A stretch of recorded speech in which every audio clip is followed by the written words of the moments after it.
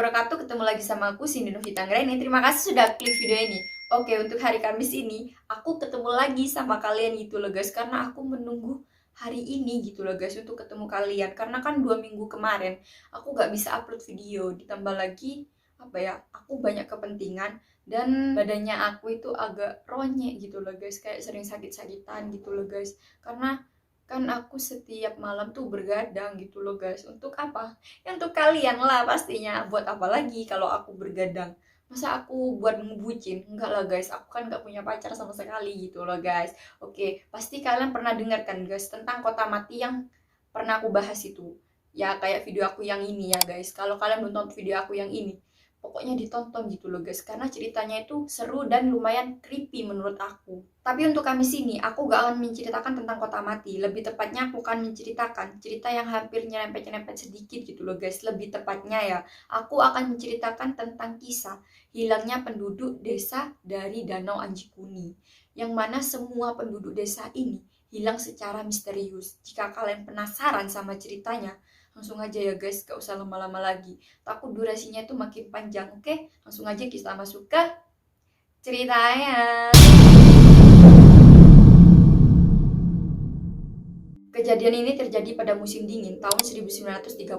Waktu itu ada seorang pemburu yang melewati tepi Danau Anjikuni ini. Letak Danau Anjikuni ini sendiri berada di sebelah utara Kanada, dan memang tempat tersebut sering dilewati atau sering dikunjungi oleh pemburu. Tapi ketika dia melewati tempat tersebut, dia tuh merasa aneh. Karena apa? Karena tidak ada satupun orang di desa tersebut. Saat orang tersebut melewati desa di sekitaran Danau Anjikuni, dia melihat ada sebuah perapian atau api unggun yang sedang menyala dan beberapa stok makanan yang melimpah, dan ada juga pakaian dari penduduk desa di sana. Sebelum kita terlanjur jauh, kita cerita dulu bagaimana pemburu tersebut bisa menemukan desa Anjing Kuning ini dalam keadaan kosong tanpa penghuni. Pria ini bernama Joe Labelle. Joe Labelle ini bukanlah orang kemarin sore yang pertama kali datang ke Danau Anjing Kuning ini. Tetapi ia sudah mengenal sekali kawasan pedalaman Kanada Utara ini karena kebiasaannya menjadikan tempat tersebut sebagai sumber mata pencariannya.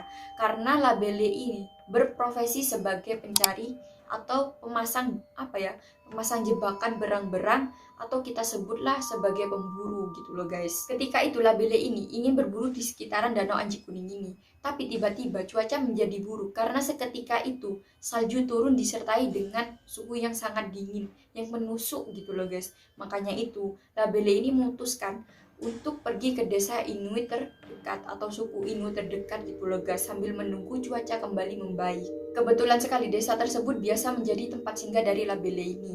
Akhirnya Labelle pun tiba di desa yang dituju. Namun sesampainya ia di sana, ia merasa bingung karena berada dalam kondisi desa yang tidak berpenghuni sama sekali. Karena melihat kondisi tersebut, ia kemudian memutuskan untuk berkeliling sejenak dengan harapan ia dapat menemukan satu penduduk desa yang masih tinggal di sana. Namun ketika ia melihat sekelilingnya, ia melihat ada 6 tenda yang berdiri. Dan ia mengira-ngira kalau tenda tersebut sudah 12 bulan ditinggalkan oleh penduduknya. Setelah itu Labelle ini masuk ke salah satu tenda dan ia menemukan tumpukan atau timbunan senjata api yang sudah berkarat, dan ada juga pakaian serta makanan yang banyak gitu loh guys di dalamnya. Para penduduk desa ini ada sekitar 20 orang, ya gak rame sih guys, dan ke-20 orang ini hilang secara misterius. Lalu kemudian Labelle ini melanjutkan pengecekan di sekitar desa untuk menemukan jejak kaki atau petunjuk apapun tentang penduduk desa. Namun upayanya tidak membuahkan hasil sama sekali, sampai-sampai Labelle ini berteriak kencang agar suaranya itu bisa didengar oleh masyarakat di sana. Tapi Labelle ini cuma bisa mendengar teriakannya sendiri gitu loh guys. Karena upaya yang dilakukan gagal dan tidak ada satupun penduduk desa yang ditemukan olehnya, Labelle langsung menduga kalau semua penduduk desa ini meninggalkan desanya secara beramai-ramai atau tergesa-gesa. Namun ia juga merasa bingung kalau memang semua orang meninggalkan desanya untuk pindah atau ngungsi lah ya gitu ya. Ya logika aja, pasti mereka membawa bekal yang cukup. Mengingat di sana semua makanan dan pakaian masih ada di desa itu. Karena merasa gelisah akan situasi tersebut, akhirnya Labelle ini membatalkan niatnya untuk beristirahat di desa itu. Dan ia lantas pergi ke pos telegram yang terdekat yang berada di kota. Dan ia langsung memberikan kabar kepada kepolisian serta temannya atas kejadian yang dialami olehnya. Waktu itu mereka masih menggunakan alat komunikasi Telegram, bukan aplikasi Telegram ya guys. Ya kayak semacam alat komunikasi gitu loh guys. Karena zaman itu masih belum ada WA kayak sekarang. Dan Telegram itu merupakan alat komunikasi satu-satunya untuk mengirimkan pesan kepada satu sama lain.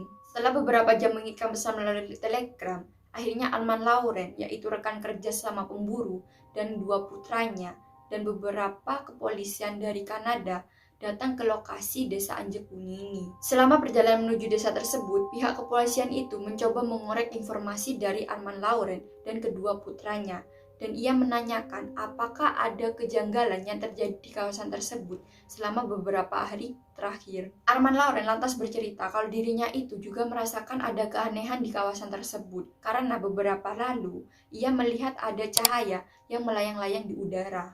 Benda bercahaya tersebut dapat berubah bentuk gitu loh guys, dan terlihat menuju kawasan Anjikuning. Dan kepolisian itu kayak percaya dan gak percaya gitu loh guys. Karena apa? Karena kan perkataan Armand Laurent ini agak membingungkan kepolisian gitu loh guys.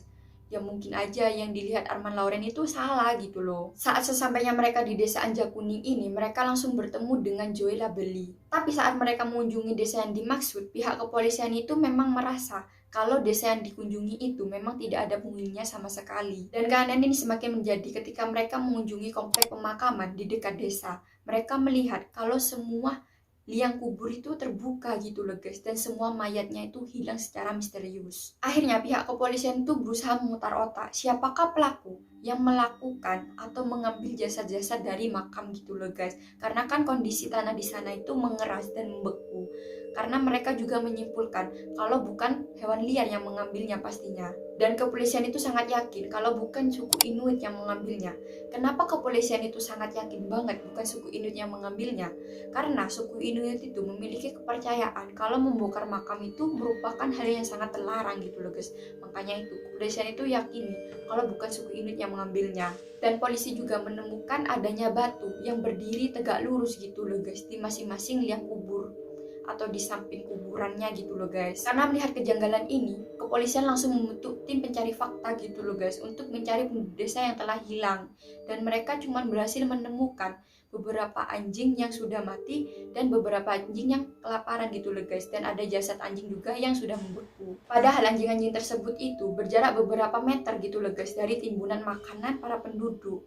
Dan mereka itu juga bertanya-tanya, apakah anjing ini mati sebelum atau memang setelah ditinggalkan oleh penduduk di sana. Ketika malam hari tiba, kepolisian ini mengalami hal sangat aneh karena beberapa kepolisian ini melihat ada kilatan cahaya di atas langit dari Danau Anjikuning ini guys. Memang pandangan cahaya itu sangat aneh, tapi cahaya itu bukanlah hal yang sangat aneh gitu loh guys di tempat itu. Karena di tempat itu sering muncul aurora gitu loh guys. Akan tetapi mereka tuh yakin kalau yang mereka lihat itu bukanlah cahaya aurora gitu loh guys. Kalau aurora itu cahayanya itu seperti tirai tapi warnanya pucat. Tapi kalau yang mereka lihat itu adalah cahaya yang warnanya biru tapi bergerak gitu loh guys. Sampai akhirnya pada tahun 1959, penulis yang bernama Frank Edwards menulis sebuah buku yang berjudul Stranger Than Stories, yang mana kasus hilangnya penduduk desa Danau Anjikuning ini turut disertakan dalam bukunya. Tapi tiba-tiba kepolisian Kanada ini langsung bereaksi atas terbitnya buku tersebut. Kepolisian Kanada yang mengatakan bahwa kasus tersebut itu tidak pernah terjadi gitu loh guys. Meski sejumlah pihak menganggap apa yang ditulis oleh Edwards ini memang dilebih-lebihkan, namun klaim dari kepolisian itu tidak serta-merta ditelan bulat-bulat gitu loh guys oleh masyarakat. Pasalnya memang ada dokumentasinya gitu loh guys pada tahun 1930 dan itu mengarah kebenaran gitu loh guys pada buku yang ditulis oleh Edward. Untuk mengatasi kekhawatiran publik, akhirnya kepolisian Kanada melakukan penyelidikan baru. Hasilnya, kepolisian Kanada mengatakan kalau kehidupan dari suku Inuit itu memang nomaden gitu loh guys, alias berpindah-pindah. Namun penjelasan tersebut lantas tidak membuat semua pihak menjadi puas. Karena apa? Karena kan bukan cuma satu orang yang melihat cahaya yang aneh di atas Danau Anjikuning kan guys, tapi itu beberapa kepolisian. Ya kali beberapa kepolisian itu berbohong gitu loh guys.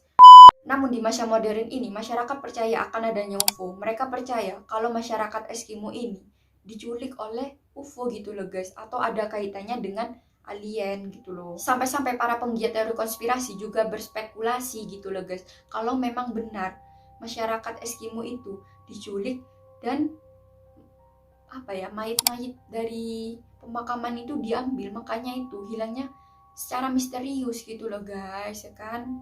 Kalau kita yang lahir tahun sekarang sih ya cuman menerka-nerka apa yang terjadi pada waktu itu gitu loh guys, ya kan. Sama lah, aku sama kalian tuh sama, cuman menerka-nerka. Kalau aku sih memang percaya akan adanya UFO, tapi nggak tahu karena aku kan nggak pernah lihat UFO juga gitu loh guys. Tapi kan banyak cerita-cerita tentang UFO gitu loh guys. Nanti aku akan cerita tentang UFO ya guys di video berikutnya aja ya guys. Menurut kalian gimana gitu loh guys? Apakah memang benar masyarakat Eskimo itu diculik oleh alien, atau cuman ya mereka itu pergi gitu loh guys dari desanya? Ya kalian bisa komen di bawah aja ya guys, oke? Oke, sekian dari aku. Jangan lupa di like, comment, share, dan pastinya di subscribe. Jangan lupa juga untuk tekan tombol lonceng di bawah ya guys, agar kalian tahu kalau aku upload video baru. Dan ketemu lagi sama aku. Bye bye, see you next time. Bye bye guys.